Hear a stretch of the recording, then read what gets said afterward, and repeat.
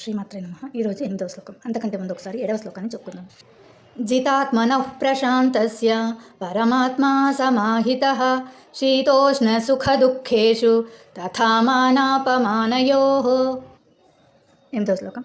జ్ఞాన విజ్ఞాన తృప్తాత్మ కూటస్థో విజితేంద్రియః యుక్త ఇత్యుచ్యతే యోగి సమలోష్టాశ్మకాంచనః.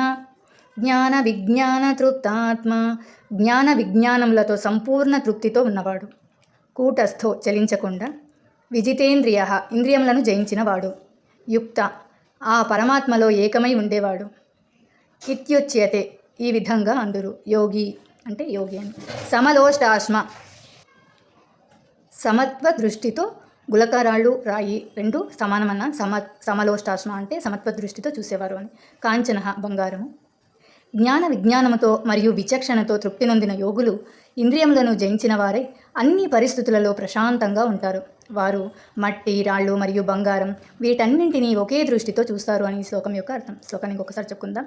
జ్ఞాన విజ్ఞాన తృప్తాత్మ కూటస్థో విజితేంద్రియ యుక్త ఇత్యుచ్యతే యోగి సమలోష్టాశ్మ కాంచన. 9వ శ్లోకం రేపు చెప్పుకుందాం.